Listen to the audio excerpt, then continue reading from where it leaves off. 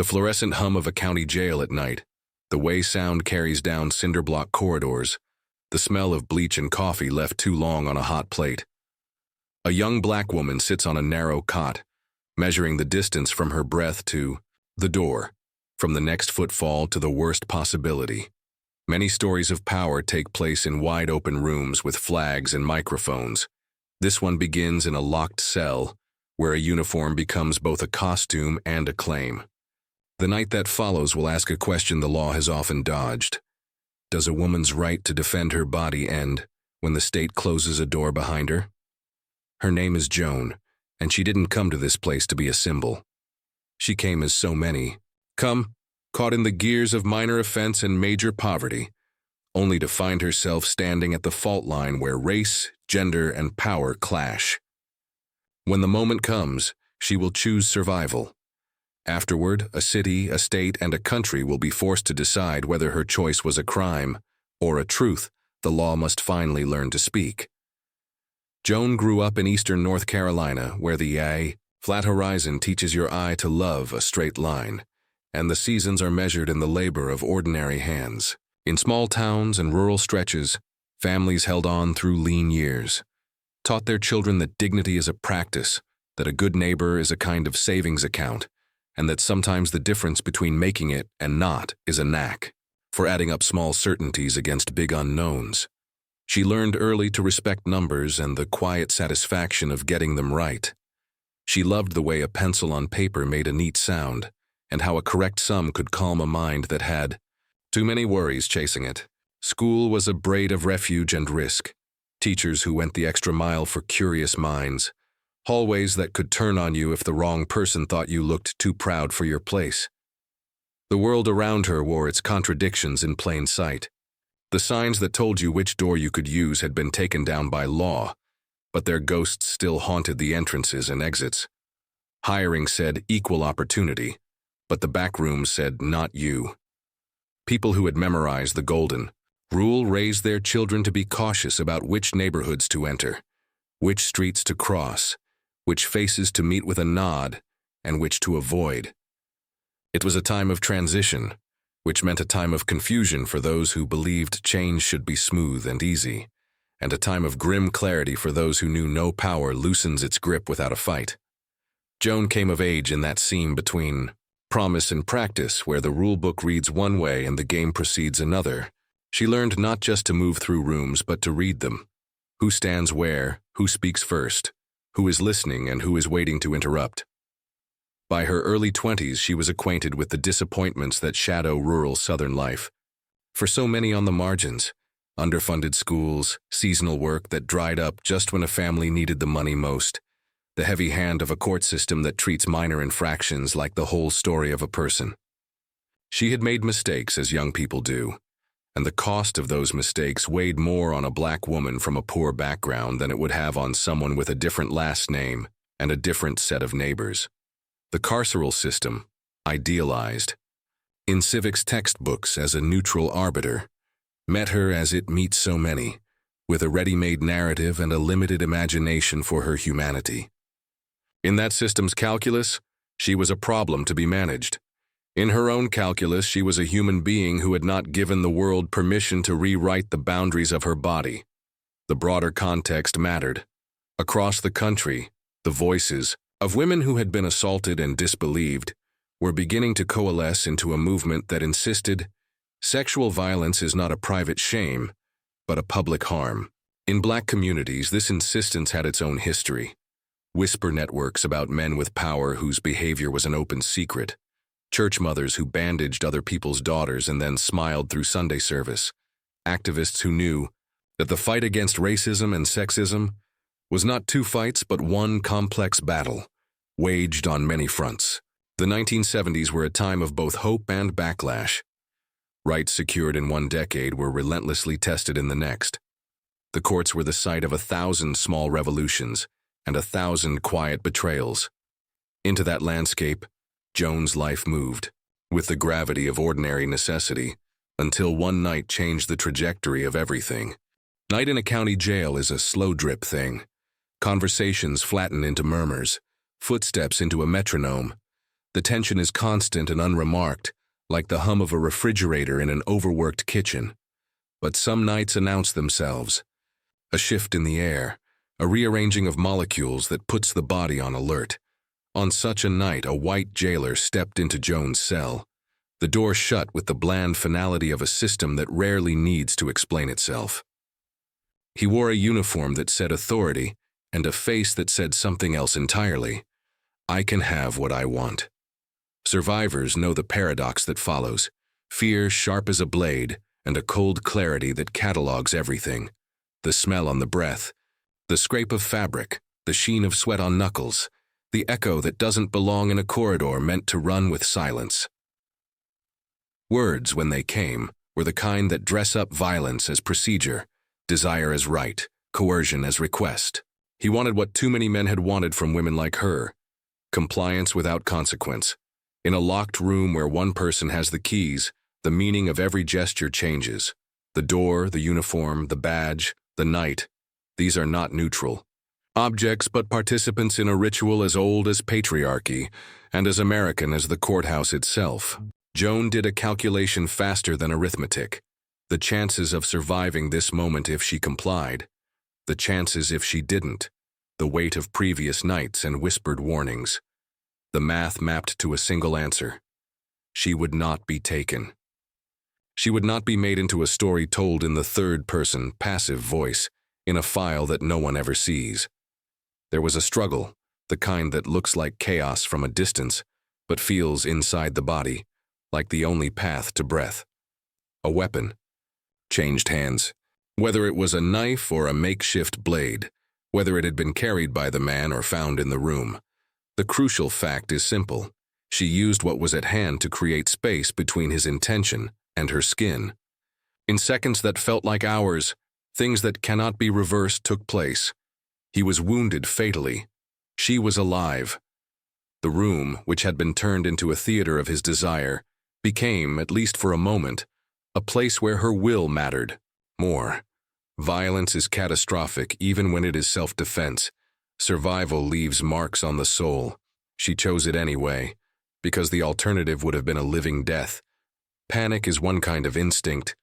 Movement is another. She left the cell, a sequence of actions that felt both precise and surreal. Hallway, door, night air flipping cold against the sweat on her arms, the knowledge that police sirens would soon tear the quiet like paper. Some would later say that running made her guilty. Those who have been cornered know that the body sometimes must get to safety before the mind can even begin to speak. She did not sprint toward oblivion. She sprinted toward the possibility of being heard. The streets, which in daylight are a promise of commerce and community, at night become a different landscape altogether, a map of who believes you and who does not, who will open a door for a trembling stranger and who will say, in that tone, that makes survival more difficult. Well, I don't know what you want me to do. Before dawn, the story had begun to harden into frames that would be difficult to crack open later. A guard was dead. An inmate had fled.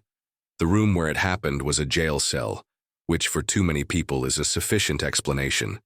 Case closed. The language deployed in the first hours was official and anesthetizing. Reporters loved the symmetry of authority felled by the accused. Some made the predictable insinuations about seduction turned violent, a troped narrative that spares the public the trouble of imagining power abused in uniform. Her name became shorthand in headlines, not for a person, but for the set of crimes that could be attributed to her presence alone. In some living rooms, the conversation was quick. She killed a guard. In others, there was a different immediate clarity. He assaulted her. Word moved faster than paper. In kitchens and church basements and dorm rooms, a phrase surfaced. With the force of truth, self-defense. Women who remembered their own nights, some in rooms with familiar wallpaper, some in cars where hands came out of nowhere, some in offices where the doors closing sounded like a trap, recognized the shape of her story. In Black communities, the recognition came with a second heartbeat, the knowledge that when a Black woman says no to a white man with a badge, history often punishes the no more than it punishes the assault. And yet, the instinct to organize, was as steady as a drum. Calls were made. A meeting sprang up in a living room crowded with folding chairs and the smell of coffee. The resourcefulness that sustains movements got to work. A potluck schedule, a list of sympathetic lawyers, a phone tree, an envelope passed after Sunday service that grew thick with 20s and 5s and crumpled $1 bills. When the police took Joan into custody again, the jail cell did not become less threatening because a new day had begun.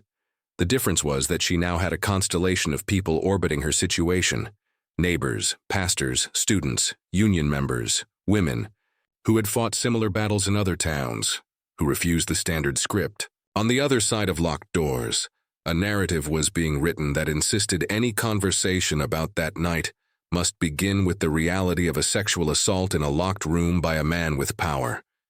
The idea that a woman in custody could say no and have that no matter under the law as well as in her spirit was, for some, an outrageous notion.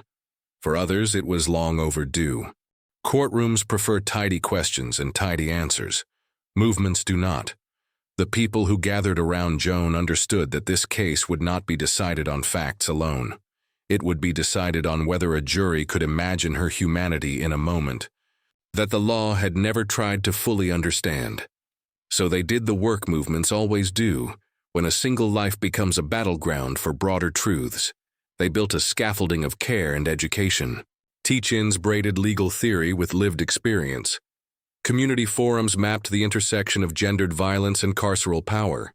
Sunday sermons placed the story in the arc of justice that bends slowly, if at all.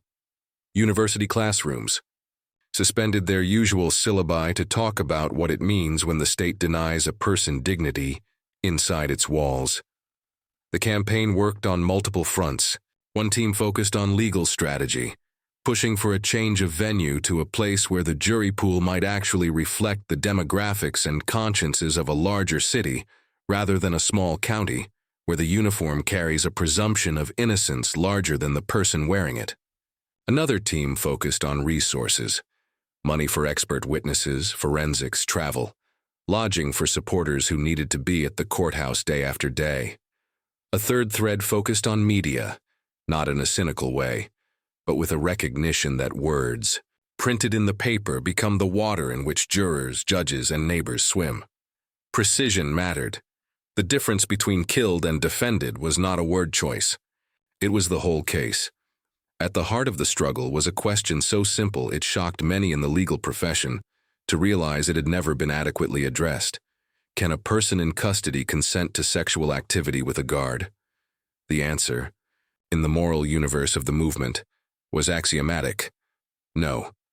Power asymmetry that complete renders consent impossible. The law, however, had a long history of pretending that uniformed power is a disinfectant rather than a mask. The movement's task was to pull that mask back, calmly and relentlessly, to show that who closes the door matters, and that the right to bodily autonomy cannot be checked at the intake desk with your shoelaces. Resistance also meant recognizing the toll this took on Joan. Every newscast was a fresh intrusion, every headline a refraction of that night through someone else's lens. She had to fight two battles at once: to hold on to her own memory of the event, and to become the bearer of a larger cause without being erased by it.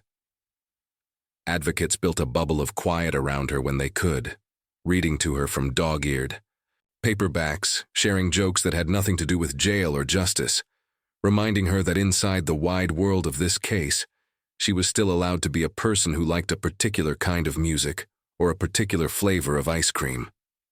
The human nervous system is not built for sustained scrutiny. One of the tasks of good organizing is to remember that bodies carry stress like static, and to ground the charge when it threatens to arc out in destructive ways. The opposition worked its own channels. Some pundits insinuated that a woman in jail is disqualified from certain kinds of victimhood, as if the label inmate cancels out the label human.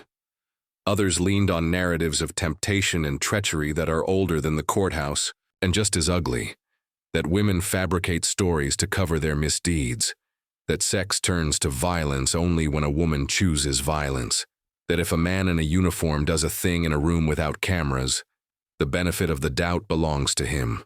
By default, These were not arguments so much as reflexes, long rehearsed and easily deployed.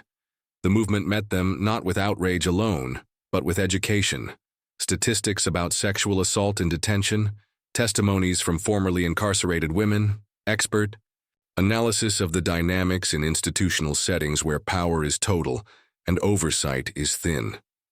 Evidence mattered. Forensic details began to surface that fit the shape of Jones' account. The defense was constructing a truth sturdy enough to bear the weight of skepticism. Witnesses who had worked with the jailer brought forward stories that complicated the simplistic picture of a man defined by his uniform rather than his behavior. The point was not to vilify the dead, but to prove that the dead was not a paragon, that in the scales of justice, the uniform could not outweigh a woman's life. Each deposition, each lab report, each line of cross-examination was a small stone placed on the side of a balance that the country had kept tilted for centuries. In the movement that gathered around her, a remarkable coalition formed. Black power activists stood shoulder to shoulder with members of women's liberation groups, pastors shared pulpits with professors, union organizers collaborated with student councils. Different factions had argued over strategy in other campaigns. Here, the emergency of a single woman's life and the clarity of the principle at stake, self-defense against sexual assault, created a rare alignment. Buses carried supporters to courthouses. Potlucks sprung up in neighborhoods that had never hosted such strange mixtures of people. A chant started in one place would be heard, days later, in another, a call and response that turned miles into inches. The painter made a poster. The printer ran it on credit. The shop owner hung it in his window. The grandmother taped it to her fridge. The struggle had a soundtrack and a kitchen table. Trials are rituals of storytelling a society calls justice. The curtain rises on a set whose props are familiar. The judge's bench, the seal on the wall, the jury box, the rows of benches where bodies become a public. The rules are strict, and so are the roles. The state speaks from one table. The defense speaks from another. The defendant sits between them, the subject and the object, the center and the periphery. In Jones' trial, the stakes were writ large for people who had never cared about this kind of case until it wore a face they recognized. For the state, the story was simple. An inmate killed a guard. For the defense, the story was one the law had not allowed often enough to be told. A woman defended herself in a place where the state had stripped her of everything except the right to say no. Legal strategy translated the movement's moral clarity into arguments a jury could hold in its hands. The defense asked the jurors to imagine the closed cell, the keys, the hour, the weight of the uniform, the impossibility of consent in such conditions. They talked about fear, not as a vague emotion but as a physiological reality that sharpens the senses and narrows time to a pinpoint, a reality that the law acknowledges when it is convenient and ignores when it is not. They introduced forensic facts carefully, letting each detail land before adding the next, traces that did not fit the state's narrative, marks that corroborated Jones' account. They called witnesses who spoke to the jailer's patterns, not to slander, but to prevent the sanctification of power that too often happens when a person wears a badge. The prosecution did what the prosecution often does when faced with a woman who refuses the role of victim. It tried to make the jury forget the sequence of actions and the meaning of context. They talked about the finality of death, the horror of a uniformed man felled by someone in custody. They insinuated things they could not prove, asked questions with answers implied in the tone, let words like premeditated and rage hover in the air like flies over a bowl of fruit. They used the word inmate the way some people use a slur, to reduce a person's entire life to a single status. They tried, as so many have tried, to make the woman on trial seem less credible than the dead man who could no longer be cross-examined. In the gallery, movement people learned to breathe quietly through the anger that rose like a wave. They knew that the human urge to gasp, to murmur, to scoff, could be weaponized against the defense, could lead to a reprimand that would sway uncertain jurors. So they held hands low in their laps and squeezed when the need to scream became too much. They wrote notes to each other on programs, messages like "steady" and "we're here." The control required to sit quietly through someone telling a lie about a person you love is a form of heroism rarely mentioned in history. Books. In that room, it was a daily practice. When Joan took the stand, the hush changed character. Now the jury would hear her voice, which matters in ways the sterile recitation of facts cannot fully replace. She spoke with a steady gentleness that surprised people who expected anger or melodrama. She described small things, the way light rested on the floor, the sound of keys in his hand, because that was how the moment had imprinted itself on her. Trauma is a camera that zooms and blurs unpredictably. Its photographs are not the neat kind a courtroom likes, yet she insisted on her memory of the sequence, and most of all on the truth at its core. He came into her cell. He tried to take what was not his. She fought. He died. She lived. Closing arguments are summations and spells. The defense asked the jury to carry one idea with them into the room where verdicts are born: that self-defense is not a privilege. It is a right, and the right to self-defense does not evaporate when a woman passes under an archway of steel onto a corridor of cells. If the law is to be worth anything, it must be big enough to protect the person whom power attempts to devour. The prosecution asked jurors to keep faith with the uniform, to restore order, to see the death as an offense against society, rather than as the outcome of one man's specific actions. Between these two stories, a dozen people had to choose, not just a verdict for Joan, but a story they could live with in their own hearts. The jury deliberated. The world outside the courtroom contracted to a sidewalk where supporters waited, to a church basement where coffee boiled and prayers rose alongside steam, to a handful of payphones that took the weight of quarters and picked up voices every few minutes. Any word yet? Inside the jury room, the conversations were the kind of hard talk jurors rarely confess to after the fact. People argued about power and fear, about the validity of a woman's word against a uniform, about race and gender in the only language they had, which was often clumsy but sometimes profound. At some point, in one mind and then another, the balance shifted. The verdict came back like a sudden storm, expected and shocking at once. Not guilty. For a moment, breath was a scarce resource. Then the room exhaled. In the gallery, tears came from people who had sworn they would not cry. On the courthouse steps, a cheer rose that was less about triumph than about relief. Relief that one woman would not be swallowed by a system that believes punishment is the solution to every problem. Relief that the law had finally recognized a truth older than the courthouse itself. Reporters stuck microphones into faces. Spokespeople tried to say things with appropriate gravitas, but the most eloquent responses were the simplest: sighs that softened shoulders, smiles that broke across faces like dawn. An acquittal does not erase a night. It does not rewind a life to some imaginary point of innocence before harm. But it does something real. It changes the story the law tells about certain moments. In the months after the verdict, the reverberations were both public and private. In legal journals and strategy meetings, lawyers discussed the case as a landmark. The first time a woman in the United States had been acquitted after using lethal force in self-defense against sexual assault in custody.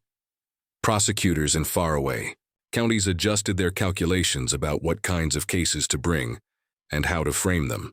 Defense attorneys found in the case a precedent and a vocabulary they could deploy for clients who had been trapped in the same deadly algebra of power and survival. In communities, the case became a touchstone for conversations that had long been sidestepped. Churches hosted panels about sexual violence that did not shy away from the reality that people in positions of trust sometimes abuse it. Women's organizations, including those led by Black women who had found themselves marginalized within broader feminist circles, used the momentum to press for policies addressing sexual assault behind bars.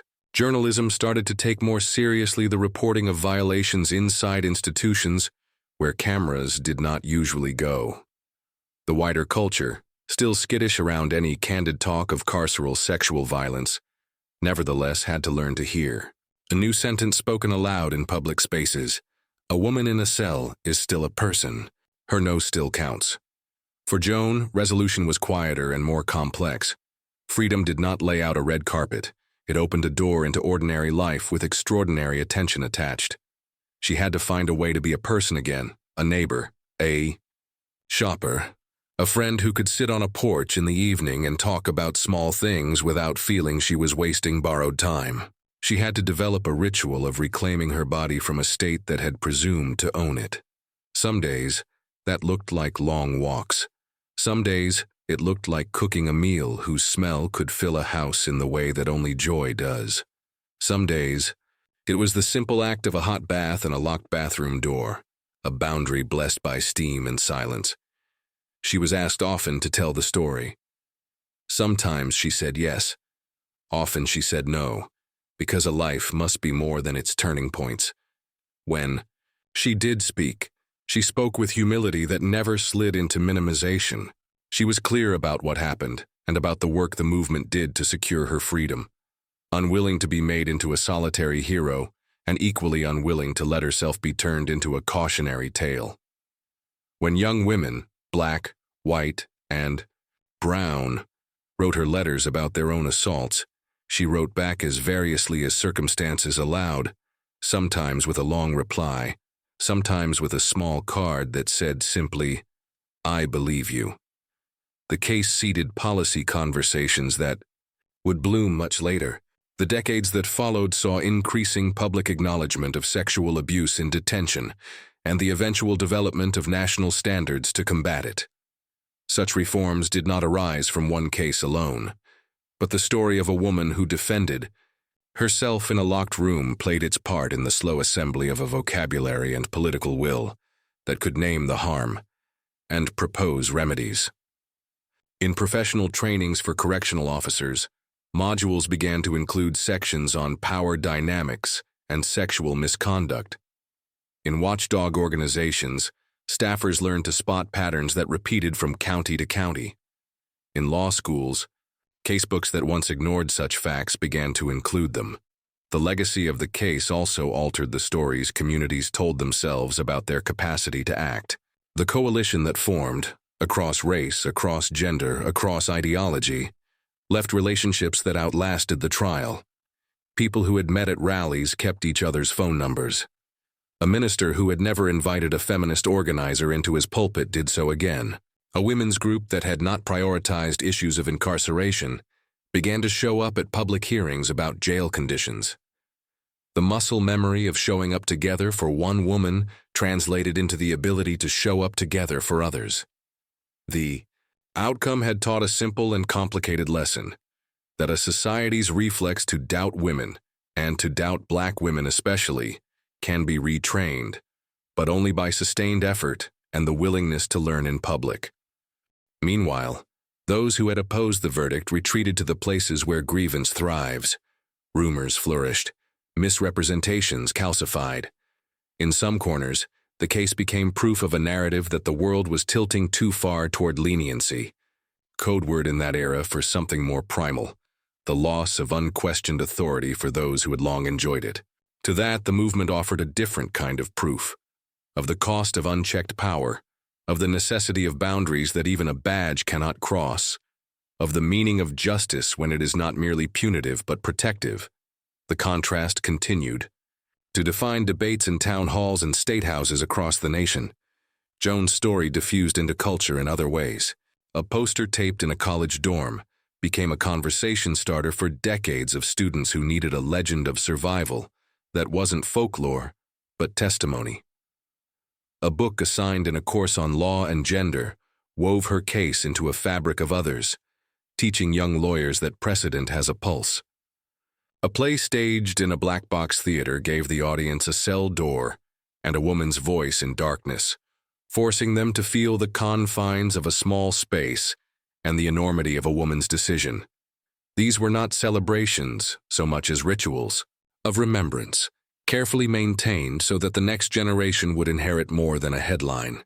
They would inherit a language for their own emergencies. It is tempting, after an acquittal and a handful of commemorations, to shelve a story like Joan's under resolved.